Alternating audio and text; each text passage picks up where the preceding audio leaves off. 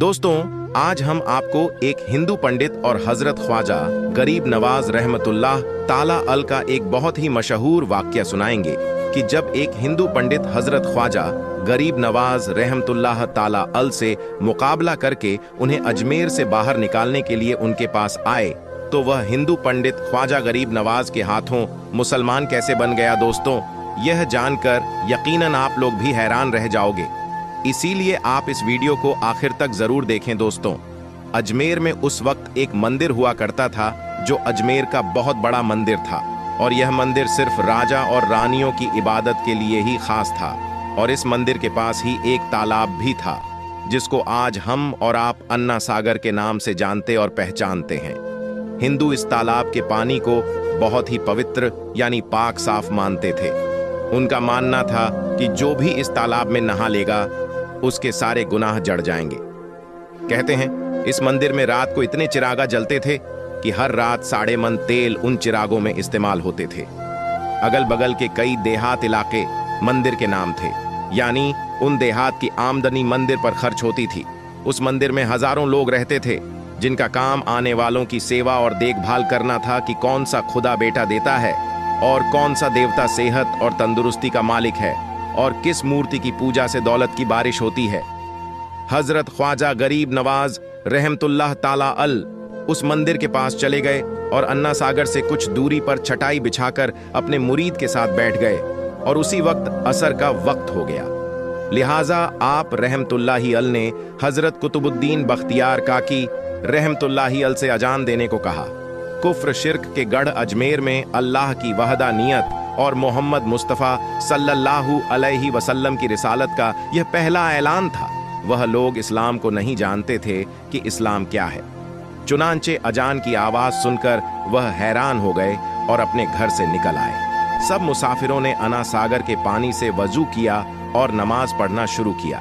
सब हिंदू हैरान रह गए कि सब भगवान तो अंदर है, तो फिर यह लोग किस भगवान को पुकार रहे हैं।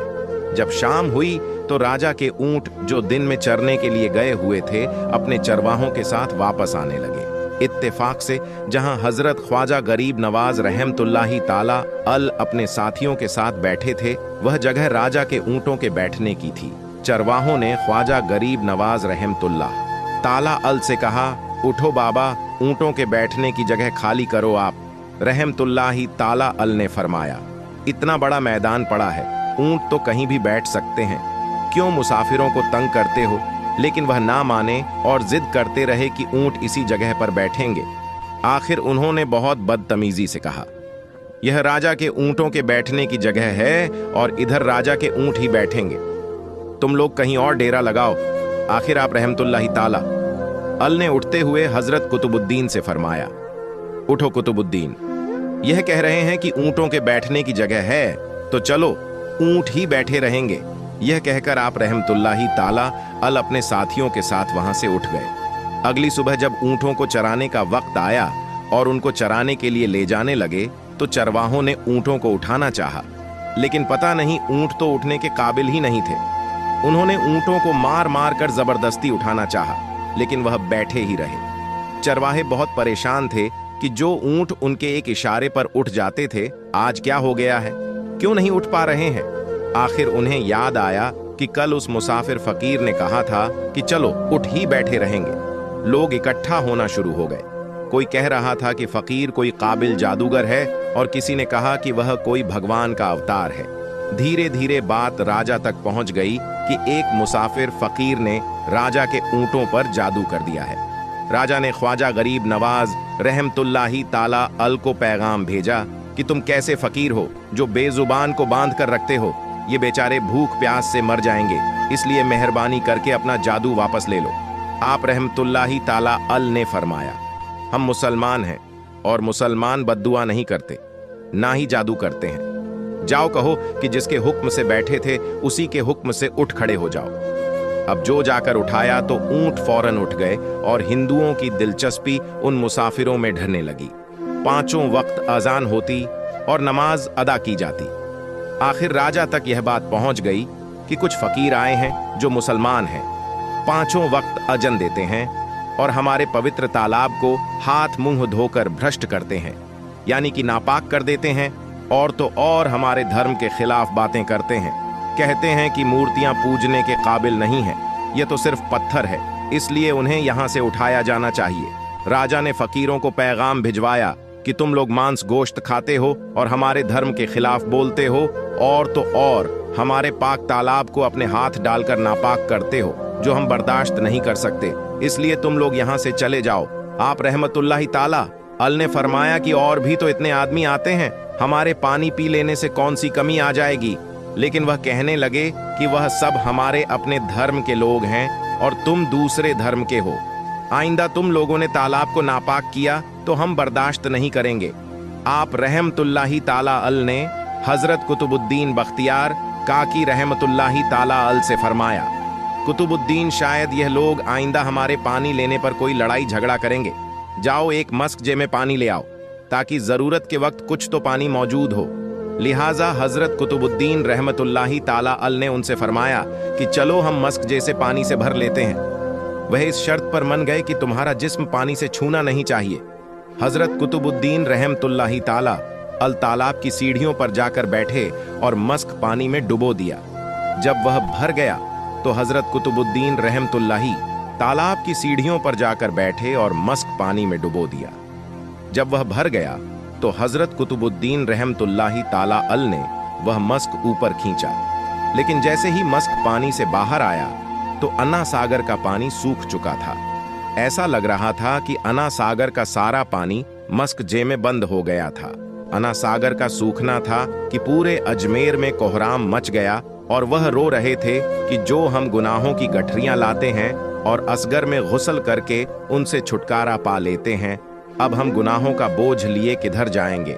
सारे इलाके में खबर फैल गई कि मुसाफिर फकीर ने जादू के जोर से अन्ना सागर को सुखा दिया। राजा पृथ्वीराज चौहान ने जब यह सुना तो वह बहुत परेशान हो गया। उसने अपनों वजीर को बुलाया। सबने यही कहा कि फकीर या तो जादूगर है या फिर वाकई में कोई कामिल फकीर है। साथ ही वह परेशान हुए कि अजमेर की रौनक तो थी ही, अन्ना सागर के दम से उसी की वजह से तो लोग दूर दूर से अजमेर आते थे और अपना ईमान ताज़ा करके लौटते थे। अन्ना सागर के सूख जाने से हिंदू धर्म के प्रचार को बहुत बड़ा धक्का लगेगा और यह बहुत ही हैरान करने वाली बात थी। आखिर तय किया गया कि फकीर से बात किया जाए। आखिर वह चाहता क्या है? अगर उसकी जरूरत खाने पीने की चीजें होंगी तो हम मान लेंगे, या फिर सब मर्द औरतें और बच्चे जाकर फकीर को मनाएंगे कि लोगों को परेशानी से बचा लीजिए और हम पर रहम कीजिए, हम पाप का बोझ उठाए। किधर जाएं और कैसे सुकून पाएंगे? यह काम ज्यादा आसान था। लिहाजा सारे लोग बाबा साहब रहमतुल्लाह ताला अल के पास आए और बोले, बाबा तुम भी वजू कर लिया करना, लेकिन भगवान के वास्ते हमारा अन्ना सागर हमें लौटा दो आप। रहमतुल्लाहि ताला अल्लाह ने हजरत कुतुबुद्दीन रहमतुल ताला अल से फरमाया, जाओ कुतुबुद्दीन मस्की, जा वापस तालाब में डाल दो। जैसे ही मस्क तालाब में उल्टा गया तो अन्ना सागर किनारों तक उछल आया। उस पानी ने कई दिलों को धो डाला। हिंदू कौम की अपनी तारीख की किताबों में भी हिंदू इतिहास का इस बात को मानते हैं कि उस शाम 30,000 हिंदू कलमा पढ़कर मुसलमान हुए थे। उन हिंदुओं के मुसलमान हो जाने से हिंदू पंडितों और आम हिंदुओं में भी गुस्से का तूफान उठ खड़ा हुआ था। वह सोच में पड़ गए थे कि फकीर अगर कुछ दिन और इधर रुक गया तो देवी देवताओं का तो नाम लेने वाला भी कोई नहीं होगा। लिहाजा लोगों ने राजा को मजबूर किया कि जल्द से जल्द कुछ किया जाए। राजा पृथ्वीराज चौहान ने मंदिर के बड़े पंडित रामदेव को बुलाया और उसे बाबा साहब रहमतुल्लाहि ताला अल से मुकाबला करके जल्द से जल्द उन्हें हराने को कहा और अजमेर से बाहर निकाल देने का हुक्म दिया। रामदेव अपने वक्त का माना हुआ पंडित था, जिसके इल्म काबिलियत के दूर दूर तक धूम मची हुई थी। उसने राजा को यकीन दिलाया कि जल्द ही राजा को कोई अच्छी खबर सुनाएगा। रामदेव बाबा साहब रहमतुल्लाहि ताला अल के पास आया और उल्टे सीधे सवालात करने शुरू कर दिए। बाबा साहब रहमतुल्लाहि ताला अल चुप रहे। जब रामदेव ने हद से बढ़कर शोर मचाना शुरू किया तो बाबा साहब रहमतुल्लाहि ताला अल ने उसकी तरफ आंख उठाई और मुस्कुराकर फरमाया, रामदेव तू शोर मचा रहा है और मैं तेरे माथे पर ईमान का नूर चमकता देख रहा हूं। इस निगाह और इस लहजे में ना जाने क्या जादू था कि रामदेव कदमों में गिर गया और रोते हुए बोला, बाबा, जिस धर्म के तुम हो उसी धर्म में मुझे भी शामिल कर लो। सब लोग जो यह सब देख रहे थे देखते ही रह गए, हैरान और परेशान थे कि यह क्या हुआ। जो खरीदने आया था वह खुद बिक चुका है, जो जीतने आया था वह हार चुका है। पंडित रामदेव खुद ख्वाजा गरीब नवाज रहमतुल्लाही ताला अल के हाथों पर मुसलमान हो चुका था। सुभान अल्लाह दोस्तों, यह अल्लाह वालों की शान होती है। जब वह अल्लाह के हो जाते हैं तो सारी दुनिया उनकी हो जाती है। अल्लाह के वलियों की बेशुमार करामात हैं जिन्होंने लोगों की जिंदगियों को बदल दिया। दोस्तों, एक मर्तबा ख्वाजा गरीब नवाज चिश्ती रहमतुल्लाह ताला अल की मज़ार मुबारक को बादशाह औरंगजेब आलमगीर ने तोड़ने का इरादा किया। बादशाह औरंगजेब को वलियों के मुताबिक यह गलत फहमी थी कि मरने के बाद मज़ारों में उन्हें जिंदा किया जाता है। अपनी इसी वहम को दूर करने के लिए बादशाह औरंगजेब एक रोज गरीब नवाज की जियारत करने के लिए अजमेर शरीफ तशरीफ ले गए। और जब अजमेर पहुंचे और अजमेर पहुंचकर औरंगजेब ने अपने काजी से कहा कि चलो मान लेता हूं कि गरीब नवाज अल्लाह के वली हैं, लेकिन मैं तभी मानूंगा जब मैं उनको सलाम पेश करूंगा तो मुझे सलाम का जवाब मिलना चाहिए। अगर मेरे सलाम का जवाब मुझे नहीं मिला तो मैं मज़ार शरीफ को तोड़ दूंगा। तो और जेब आलमगीर जब मज़ार पर पहुंचे और हाजिरी दी और वहां पर एक अदना सा शख्स बैठा हुआ था, वह शख्स इंतजार कर रहा था। तो बादशाह औरंगजेब ने उस शख्स से पूछा, ऐ शख्स, क्या मामला है? तुम यहां पर क्यों बैठे हो और तुम परेशान क्यों लग रहे हो? तो उस शख्स ने बादशाह औरंगजेब से फरमाया, हजरत, मैं आंख से नाबी हूं, यानी मैं अंधा हूं, और काफी अरसे से ख्वाजा गरीब नवाज रहमतुल्लाह ताला अल से दुआ कर रहा हूं कि मेरी आंखों की रोशनी वापस आ जाए, लेकिन कोई फायदा ही नहीं होता। मैं काफी अरसे से यहां हाजिरी दे रहा हूं और रो रो कर दुआ करता हूं कि अल्लाह ताला अपने इस वली के सदक़े मेरी आंखों की रोशनी मुझे अता कर दे, मगर आज तक मुझे कोई फायदा नहीं हुआ, यानी मेरी आज तक कोई हाजिरी और दुआ कबूल नहीं हुई। तो बादशाह औरंगजेब ने उस अंधे शख्स से कहा कि मैं मज़ार पर सलाम पेश करने जा रहा हूं, और जब मैं वापस आऊं और तब तक तेरी आंखों की रोशनी तुझे ना मिली तो मैं तलवार से तेरी गर्दन उड़ा दूंगा। इतना सुनना था कि वह अंधा शख्स और ज्यादा परेशान हो गया और ज्यादा गमगीन हो गया, और वह अंधा शख्स यह सोचने लगा कि अब तक तो मेरी आंखों की रोशनी नहीं थी, लेकिन अब मेरे गर्दन की बारी आ गई। यानी वह अंधा शख्स कहने लगा कि अब तक तो मेरी आंखों की रोशनी से ही मैं परेशान था कि मेरी आंखों की रोशनी नहीं है, मैं अंधा हूं, लेकिन बादशाह ने अब मेरी गर्दन उड़ाने की बात कही है, यानी अब मेरा बचना तो बहुत मुश्किल नजर आ रहा है। फिर उस अंधे शख्स ने जोर जोर से रो रो कर और तड़प तड़प कर ख्वाजा गरीब नवाज से फरियाद करने लगा। और जब बादशाह औरंगजेब ने ख्वाजा गरीब नवाज को सलाम पेश किया, यानी जब बादशाह औरंगजेब मज़ार के पास गया और मज़ार के पास जाकर उसने सलाम अर्ज किया तो मज़ार में से कोई जवाब नहीं मिला। जब बादशाह औरंगजेब ने एक मर्तबा सलाम पेश किया तो जवाब नहीं मिला। फिर बादशाह औरंगजेब ने दूसरी मर्तबा सलाम पेश किया, फिर भी सलाम का जवाब नहीं मिला। फिर बादशाह औरंगजेब ने तीसरी मर्तबा सलाम पेश किया तो अंदर से सलाम का जवाब मिल गया। यानी सलाम पेश करने का मतलब यह था कि जब बादशाह औरंगजेब ने अस्सलाम वालेकुम वहमतुल्लाह व बरकात कहा तो इसके बदले में मज़ार शरीफ के अंदर से कोई भी जवाब नहीं मिला। फिर दूसरी मर्तबा भी बादशाह औरंगजेब को सलाम का जवाब नहीं मिला, लेकिन जब तीसरी मर्तबा बादशाह औरंगजेब ने अस्सलाम वालेकुम व रहमतुल्लाही व बरकातहू कहा तो अंदर से आवाज आई कि वालेकुम अस्सलाम रहमतुल्लाही व बरकातहू।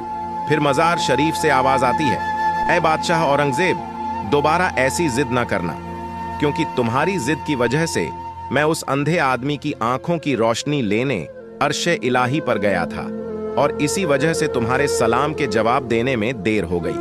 ख्वाजा गरीब नवाज की करामत तो देखिए कि बादशाह औरंगजेब रहमतुल्लाह ताला अल खुद एक अल्लाह के वली बन गए। अल्लाहू अकबर। मेरे दोस्तों, यह शान होती है अल्लाह के वलियों की, यानी यह वाकया होना था कि बादशाह औरंगजेब रहमतुल्लाह ताला अलैह एक बहुत ही बड़े अल्लाह के वली बन गए, जिन्होंने एक किताब लिखी है फतवा ए आलमगिरी, जो कि इस्लाम के मुताबिक फतवे देती है, जो इस्लाम के कानून को मानती है, जो इस्लाम के कानून को देखकर बनाया गया है। बड़े बड़े मसाइल उसी किताब से हल होते हैं। हजरत ख्वाजा मोइनुद्दीन चिश्ती रहमतुल्लाह ताला अल अलकाब ख्वाजा गरीब नवाज अताए रसूल सल्लल्लाहु अलैहि वसल्लम कहा जाता है कि आपकी विलादत संजर, जो मुल्क ईरान के इस्फहान शहर में खुरासान के करीब में है, 530 हिजरी 1141 में हुई। आपके वालिद का नाम ख्वाजा सैयद गयासुद्दीन बिन अहमद हसन रहमतुल्लाह ताला अल है, जो हुसैनी सादात है, और वालिदा का नाम बीबी उम्मुल वरा बिनते हजरत सैयद दाऊद रहमतुल्लाह अल है, जो कि हसनी सादात है। 8 बरस की उम्र में आपके वालिद का इंतकाल हो गया और 15 बरस की उम्र में आपकी वालिदा का इंतकाल हो गया। हजरत ख्वाजा मोइनुद्दीन चिश्ती रहमतुल्लाह अल इल्म दीन 544 हिजरी में एक बार आप अपने फलों के बगीचे में काम कर रहे थे तो हजरत इब्राहिम कंदोजी नाम के एक दरवेश वहां आए और बैठे आपने उनको अपने बगीचे में से अंगूर का गुच्छा पेश किया और उन्होंने उसे खाया। फिर मेहमान नवाजी से खुश होकर अपने थैले में से कुछ निकाला, फिर उसको चबाकर ख्वाजा मोइनुद्दीन को खाने के लिए दिया। आपने खुशी के साथ उसको खाया तो उनके फैज़ो बरकत से आपके लिए इल्म हिकमत के दरवाजे खुल गए और आपने अपना सब कुछ बेच दिया और उस रकम को गरीबों और मोहताज को खैरात कर दिया। फिर आप समरकंद और बुखारा की तरफ इल्म दीन सीखने के लिए रवाना हो गए। 544 से 550 हिजरी तक आप वहां हजरत मौलाना हिजामुद्दीन और हजरत मौलाना शरफुद्दीन के पास इल्म दीन सीखते रहे। 550 हिजरी में आपकी मुलाकात हुजूर गौस आजम रजी अल्लाह ताला अन्हो से हुई। आप एक कामिल पीर तलाश कर रहे थे कि आपने ख्वाजा उस्मान हारूनी रहमतुल्लाह ताला अल के बारे में सुना। 552 हिजरी में आप उनके पास गए और उनके मुरीद हुए और इबादत इलाही और खिदमत मुर्शिद करते रहे। एक बार ख्वाजा उस्मान हारूनी ने आपसे कहा कि मोइनुद्दीन नीचे देखो क्या दिखता है। आपने नीचे देखकर कहा कि मैं जमीन के अंदर देख सकता हूं। मुर्शिद ने फिर कहा अब ऊपर देखो क्या दिखता है। आपने ऊपर देखकर कहा कि मैं आसमान के अंदर देख सकता हूं। मुर्शिद ने फिर फरमाया कि मैं तुम्हें इससे भी आगे पहुंचाना चाहता हूं। फिर 22 साल मुर्शिद की खिदमत में गुजारने के बाद एक दिन मुर्शिद ने फिर बुलाकर अपनी 2 उंगलियां आपकी दोनों आंखों के बीच में रखीं और फिर फरमाया मोइनुद्दीन नीचे देखो क्या दिखता है। आपने नीचे देखकर कहा मैं तहतस्त तक देख सकता हूं, यानी कि 7 तबके जमीन के नीचे तक। फिर मुर्शिद ने कहा ऊपर देखो क्या दिखता है। आपने ऊपर देखकर कहा कि मैं अर्श आजम तक देख सकता हूं। ख्वाजा उस्मान हारूनी ने खुश होकर आपको खिलाफत अता फरमाए। दोस्तों, हमसे जहां तक बन सका हमने सरकार गरीब नवाज की जिंदगी पर रोशनी डालने की कोशिश की है और आप तक इसको पहुंचाने की कोशिश की है। आखिर में बस यही कहूंगा कि अल्लाह ताला हमारी इस कोशिश को अपनी बारगाह में मंजूर फरमाए। अल्लाह ताला रसूल करीम सल्लल्लाहु अलैहि वसल्लम के सदक़े में और ख्वाजा गरीब नवाज अताए रसूल के सदक़े में हम सबको पक्का और सच्चा आशिक रसूल बनाएं और सबके ईमान की हिफाजत फरमाएं और सबको दुनिया और आखिरत में कामयाबी अता फरमाएं। आमीन सुम्मा आमीन। दोस्तों, ज्ञानवापी ताजमहल और कुतुब मीनार के बाद अब अजमेर शरीफ दरगाह के मंदिर होने का दावा किया गया है। उनका यह दावा है कि हजरत ख्वाजा गरीब नवाज दरगाह एक शिव मंदिर था। अजमेर शरीफ तीर्थ क्षेत्र है जहां ख्वाजा मोइनुद्दीन चिश्ती रहमतुल्लाही ताला अल की दरगाह है। लोग यहां आकर मुरादें मांगते हैं और मन्नत पूरी होने पर ख मोइनुद्दीन चिश्ती रहमतुल्लाह ताला अल की दरगाह में चढ़ावे चढ़ाते हैं। हजरत मोइनुद्दीन चिश्ती रहमतुल्लाही ताला अल अल्लाह के एक ऐसे वली हैं जिनकी मज़ार शरीफ पर धर्म और मजहब का कोई भी बंधन नहीं है, यानी कि आपकी मज़ार शरीफ पर सिर्फ मुसलमान ही नहीं जाते हैं बल्कि हिंदू से लेकर हर धर्म और मजहब के लोग आपकी मज़ार शरीफ पर हाजिरी देने के लिए पहुंचते हैं और अपनी अपनी मुरादें पूरी करते हैं। दोस्तों, जैसा कि आप सभी को मालूम है कि हजरत ख्वाजा गरीब नवाज रहमतुल्लाही ताला अल की दरगाह अजमेर शरीफ में मौजूद है। आपकी मज़ार शरीफ अजमेर में आपकी मज़ार शरीफ अजमेर में तकरीबन 800 सालों से मौजूद है, लेकिन आजकल कुछ लोगों की वजह से ऐसी बातें फैलाई जा रही हैं जिनमें यह दावा किया जा रहा है कि अजमेर शरीफ दरगाह की उस जगह पर सबसे पहले महादेव या शिव का मंदिर था, यानी कि मंदिर को तोड़कर इस दरगाह को बनाया गया है। और इस बात का सिर्फ दावा ही नहीं किया जा रहा है बल्कि अजमेर शरीफ की दरगाह को लेकर एक याचिका भी दायर की गई है, जिसमें यह कहा गया है कि जिस जगह पर आज ख्वाजा गरीब नवाज की दरगाह है, उस जगह पर पहले महादेव का मंदिर हुआ करता था। और यही नहीं, जिस जगह पर आज मजार शरीफ मौजूद है, उस जगह पर भगवान का गर्भगृह था, यानी कि उस जगह पर शिवलिंग मौजूद है। इसलिए इस जगह की ASI से जांच करवाई जाए और फिर इस अतिक्रमण को हटाया जाए और आखिर में इस दरगाह को मंदिर घोषित करके हमें पूजा पाठ करने का अधिकार दिया जाए, ऐसा इस याचिका में दावा किया गया है। दोस्तों, आज के इस वीडियो में हम आपको अजमेर दरगाह की पूरी हिस्ट्री बताने वाले हैं, यानी कि हजरत ख्वाजा गरीब नवाज की दरगाह को अजमेर में कब और किसने बनाया था, किस जगह पर बनाया था और आपकी असल मजार शरीफ किस जगह पर मौजूद है। और साथ ही साथ आपको यह भी बताने वाले हैं कि क्या सच में इस दरगाह शरीफ को किसी मंदिर को तोड़कर बनाया गया है। हकीकत जानकर यकीनन आपके भी होश उड़ जाएंगे। सबसे पहले तो हम आपको हजरत मोइनुद्दीन चिश्ती रहमतुल्लाही ताला अल की दरगाह के बारे में बताते हैं। उसके बाद ख्वाजा मोइनुद्दीन चिश्ती रहमतुल्लाह ताला अल का अजमेर आने का इतिहास भी बताएंगे।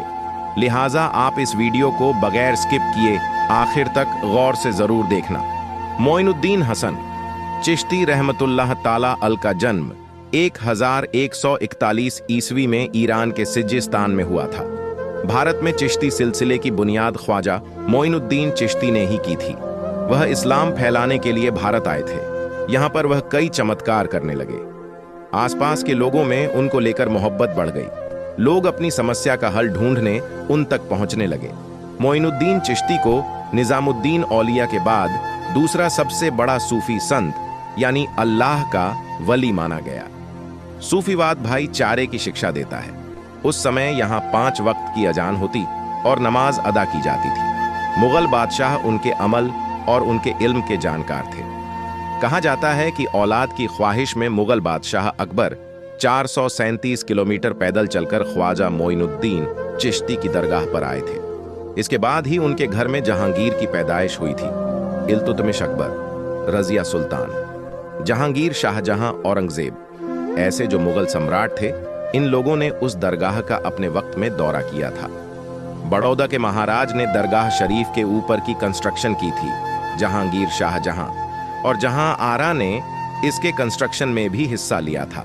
दोस्तों, अब हम आपको थोड़ा पीछे ले चलते हैं और आपको यह बताते हैं कि जब हजरत ख्वाजा गरीब नवाज भारत आए थे तो उस वक्त अजमेर का माहौल कैसा था। दोस्तों, 6 रजब 633 हिजरी को ईशा की नमाज पढ़ने के बाद हजरत ख्वाजा गरीब नवाज अपने हुजरे में दाखिल हुए और फिर अंदर से दरवाजा बंद कर लिया और अपने सारे खादिम को अंदर आने से मना कर दिया।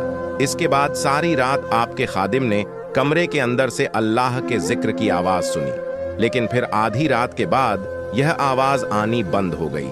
लेकिन फिर जैसे ही फज्र का वक्त हुआ तो आपके खादिम ने दरवाजा खोलना चाहा, मगर वह दरवाजा नहीं खुला। आखिरकार फिर हुजरे के दरवाजे को तोड़ा गया।